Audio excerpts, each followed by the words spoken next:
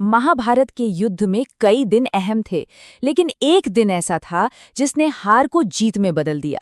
वो था कुरुक्षेत्र का दूसरा दिन। चलिए आज जानते हैं कि कैसे पांडवों ने एक हारी हुई बाजी को पूरी तरह से पलट दिया। जरा सोचिए, युद्ध का पहला दिन पांडवों के लिए किसी बुरे सपने जैसा था। हार इतनी बड़ी थी कि राजा विराट के 2 बेटे मारे गए और पूरी सेना का मनोबल टूट चुका था। उनके खेमे में उम्मीद तो छोड़िए, सिर्फ और सिर्फ निराशा थी। तो सवाल यही उठता है कि भाई सिर्फ एक रात में ऐसा क्या बदल गया? पांडवों ने ये हारी हुई बाजी आखिर जीती तो जीती कैसे? चलिए इसी सवाल का जवाब आज ढूंढते हैं। दूसरे दिन की सुबह एक अलग ही माहौल था। पांडव शिविर में अब निराशा नहीं, बल्कि एक नई रणनीति और एक गजब का दृढ़ निश्चय दिखाई दे रहा था।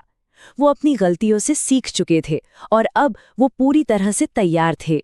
और इस बहुत बड़े बदलाव के पीछे थे श्री कृष्ण। उन्होंने अर्जुन को बस एक बात याद दिलाई कि युद्ध के मैदान में ये जो मोह है ना, अपने प्रियजनों से लगाव, यही सबसे बड़ी कमजोरी है। एक योद्धा के लिए उसका धर्म ही सब कुछ है।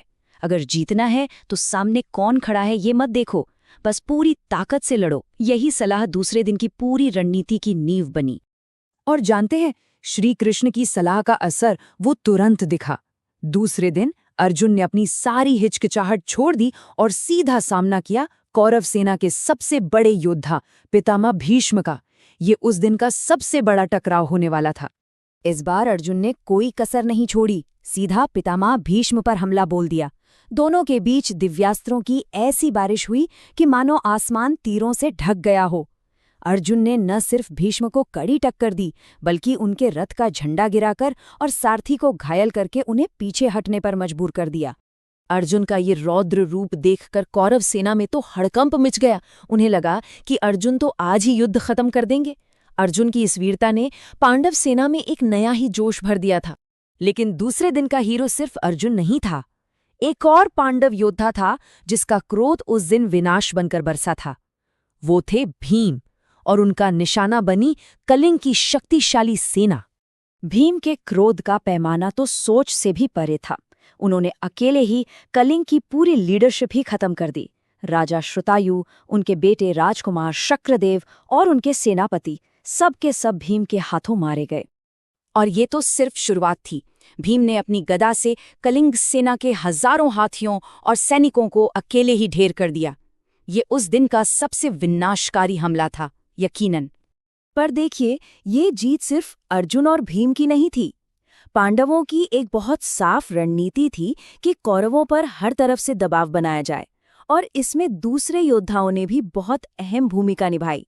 जैसे जब सेनापति धृष्टद्युम्न गुरु द्रोण के सामने फंसे तो भीम ने आकर उन्हें बचाया। उधर सात्यकी ने भीष्म को उलझाए रखा, और युवा अभिमन्यु ने तो अकेले ही दुर्योधन के भाइयों को भागने पर मजबूर कर दिया। मतलब ये एक जबरदस्त टीम एफर्ट था। और फिर जब दूसरे दिन का सूरज ढला तो युद्ध का पूरा नक्शा ही बदल चुका था। कौरव सेना जो कल तक जीत का जश्न मना रही थी, आज अपने घाव सहला रही थी। नतीजा एकदम साफ था। पहला दिन जहां कौरवों का था, वहीं दूसरा दिन पूरी तरह से पांडवों के नाम रहा। उन्होंने सिर्फ अपनी हार का बदला नहीं लिया, बल्कि कौरवों को एक बहुत कड़ा संदेश भी दे दिया था। और देखिए, यही सबसे अहम बात है। दूसरे दिन की जीत सिर्फ मैदान पर नहीं हुई थी, ये मन में भी हुई थी। ये एक साइकोलॉजिकल विक्ट्री थी। पांडवों ने ये साबित कर दिया था कि वो वापसी कर सकते हैं। अब सारी चिंता दुर्योधन के पाले में थी, क्योंकि बाजी सचमुच पलट चुकी थी। लेकिन युद्ध अभी बहुत लंबा चलना था। पांडवों की जबरदस्त वापसी के बाद अब सबकी नजरें कौरवों पर थीं।